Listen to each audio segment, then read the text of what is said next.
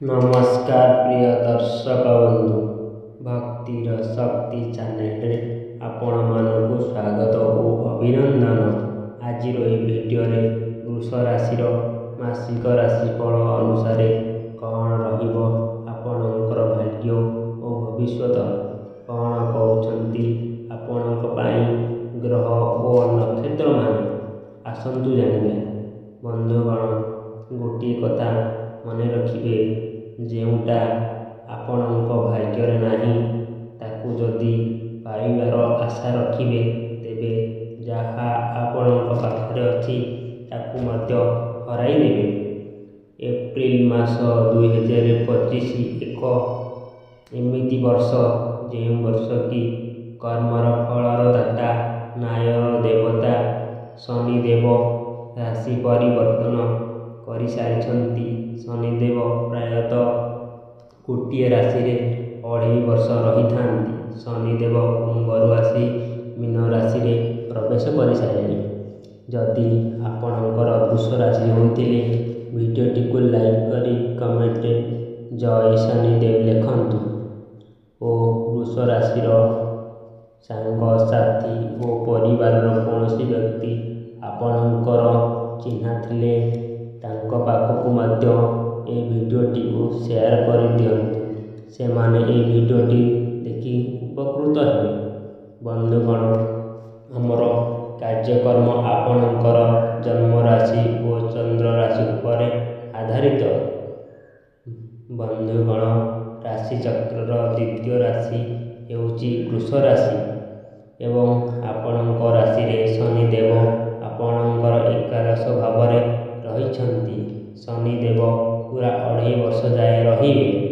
बंधुगण, जन्म कुंडली एकादश भाव कौन दर्शाई थाए? एकादश भाव है आपणकर अर्थ लाभर भाव एवं अचानक धन मिलबार जोग होता है। पैसा कमैबार भाव होता है, आयर भाव होता है। यह आपणकर इच्छार भाव होता है। देखंतु, आपणक राशि शनिदेव दशम और नवम भाव अधिवेश होकर एकादश भाव को चलन करेंगे। आपणकर प्रथम भाव एवं पंचम भाव और अष्टम भाव को दृष्टि देवे। यही मासरे आपणकर सर्वप्रथम आपणकर लाभ भाव अधिक अच्छी। दीर्घ दिन धरी आपणक मनरे किछि इच्छा रही मनोकामना रही ताहा पूर्ण हो पारुनथिला। एही मासरे यह पूर्ण हेबार यथेष्ट संभावना रही। एवं दीर्घ दिन धरी जदि किछि बड़ काम करने को चाहूथिले, बड़ इन्वेस्टमेंट करने को चाहूथिले, आपण ए मासरे करि पारिबे। ए मासटी आपणक पई बहुत शुभ अटे। शनिदेव हेउचंती जोगकारक ग्रह। एकादश भाव शनिदेव रही ए सबू जोग बनुछि। आपणक आयरे वृद्धि देखिया मिलियो। जदि आपण चाकरी करिसंती किंबा आपण व्यवसाय करुछंती, किछि ना किछि अन्य काम मध्य करि पारिबे, सफल मध्य हेबे। एक्स्ट्रा इनकम करिया पई आपण भाबी पारिबे। जदि आपण चाकरी करुछंती, प्रमोशन करिवार जोग रही। ए मासरे आपणकर किछि ना किछि परिवर्तन आसीपारे, ट्रांसफर मध्य होई पारे। आपणकर ए मासरे शनिदेवकर 7.5 किंबा 2.5 मध्य नाही।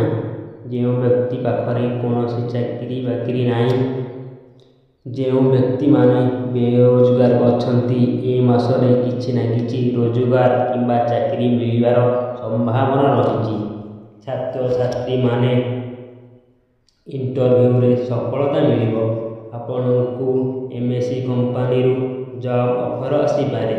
आपण जदि ब्यूटी पार्लर करिसंती किंबा स्टेशनरी शॉप, इनपुट एक्स्ट्रा काम रे आपनकु लाभ देखिबाकू मिलिबो। कर्म क्षेत्र ऊपर ऑफिसर कर साथ आपनकु प्राप्ति हेबो। भाग्य आपनकु साथ देव। कर्म क्षेत्र रे କମ୍ କାମରେ ବହୁତ ଅଧିକ ସଫଳତା ମିଳିବ। ଶନିଦେବ ଏକାଦଶ ଭାବରେ ବସି ପ୍ରଥମ ଓ ପଞ୍ଚମ ଭାବକୁ ଦୃଷ୍ଟି ଦେଇଛନ୍ତି। ପ୍ରଥମ ଭାବକୁ ଦେଖିବାର ମାନେ ହେଲା କିଛି ନା କିଛି ଖରାପ ଫଳ ମଧ୍ୟ ମିଳିଥାଏ। ଆପଣ କୌଣସି କଥାକୁ ନେଇ ଅଧିକ ଭାବନାରେ ବୁଡ଼ିଯିବେ, ଅଧିକ ଭାବିବାକୁ ଲାଗିବେ। ଆପଣଙ୍କ ପ୍ରେମ ଜୀବନକୁ ନେଇ ଆପଣ ଅଧିକ ଭାବିବାକୁ ଲାଗିବେ। ପାରିବାରିକ ସମସ୍ୟାକୁ ନେଇ ଆପଣ ବହୁତ ମଧ୍ୟ ଭାବିବାକୁ ଲାଗିପାରନ୍ତି। ଆପଣଙ୍କ ଭିତରେ ଟିକେ ଆଳସ୍ୟ ଦେଖାଦେଇପାରେ। ଆପଣଙ୍କ ସ୍ୱାସ୍ଥ୍ୟରେ କିଛି ନା କିଛି ସମସ୍ୟା ଦେଖାଦେଇପାରେ। ଗୋଡ଼ଜନିତ କିଛି ସମସ୍ୟା ଦେଖାଦେଇପାରେ। ଏହା ସହିତ ଶନିଦେବ ଆପଣଙ୍କର ପଞ୍ଚମ ଭାବକୁ ଦୃଷ୍ଟି ଦେଇଛନ୍ତି। ଆପଣଙ୍କର ପଞ୍ଚମ ଭାବଟି ହେଲା ଶିକ୍ଷାର ଭାବ ହୋଇଥାଏ ଓ ସନ୍ତାନର ଭାବ ହୋଇଥାଏ, ପ୍ରେମ ଜୀବନର ଭାବ ହୋଇଥାଏ। ଦେଖନ୍ତୁ, ଶନିଦେବଙ୍କର ଦୃଷ୍ଟି ଆପଣଙ୍କର ପଞ୍ଚମ ଭାବକୁ ପଡ଼ିଅଛି।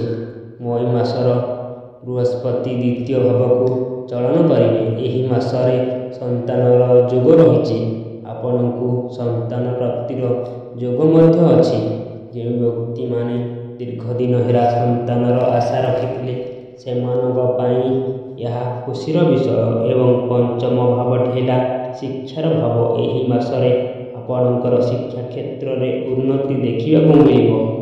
ଆପଣଙ୍କର ସଂଘର୍ଷ ବଢ଼ିବାକୁ ଲାଗିବ। ଶିକ୍ଷା କ୍ଷେତ୍ରରେ ଆପଣ କିଛି ବଡ଼ କରିବାକୁ ଚେଷ୍ଟା କରିବେ। କୌଣସି ରିକ୍ୱାରମେଣ୍ଟରେ ଭାଗ ନେଇପାରନ୍ତି ଓ ସେଥିରେ ସଫଳତା ମଧ୍ୟ ପାଇପାରନ୍ତି।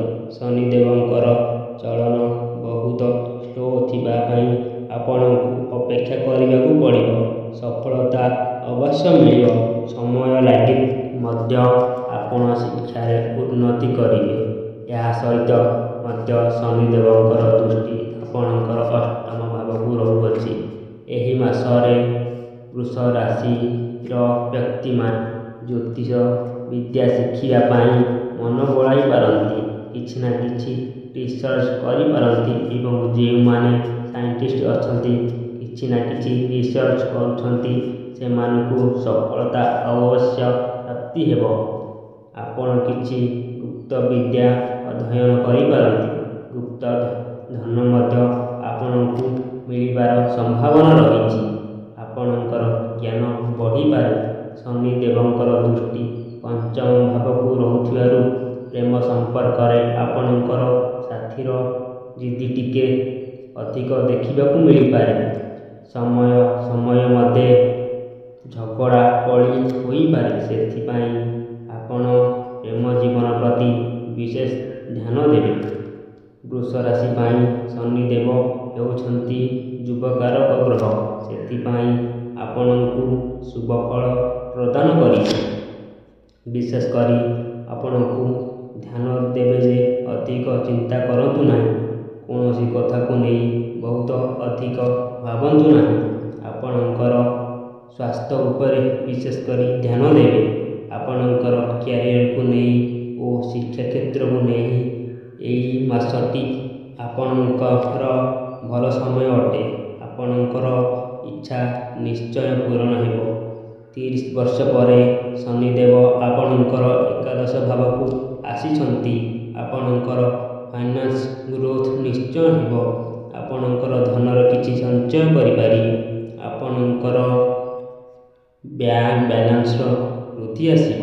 ଆପଣଙ୍କର ବ୍ୟାଙ୍କ ବାଲାନ୍ସ ଅଧିକ ବଢ଼ିବ। ଷ୍ଟକ୍ ମାର୍କେଟରେ ଟ୍ରେଡିଂରେ କାମ କରୁଥିବା ବ୍ୟକ୍ତିମାନେ ଅବଶ୍ୟ ଅଚାନକ ଧନ ପ୍ରାପ୍ତିର ଯୋଗ ରହିଅଛି। ଏବେ ଜାଣିବା କିଛି ଉପାୟ ବିଷୟରେ, ଯାହା କରିବା ଦ୍ୱାରା ଆପଣଙ୍କର ଅଶୁଭ ଗ୍ରହମାନଙ୍କର ପ୍ରତିକାର ବିଷୟରେ। ଆପଣ ପ୍ରତ୍ୟେକ ଦିନ ଶ୍ରୀ ହନୁମାନ ଚାଳିଶା ପାଠ କରନ୍ତୁ ଏବଂ ଶୁକ୍ରଙ୍କର ବୀଜମନ୍ତ୍ର 108 ଥର ଜପ କରନ୍ତୁ। ଧନ୍ୟବାଦ।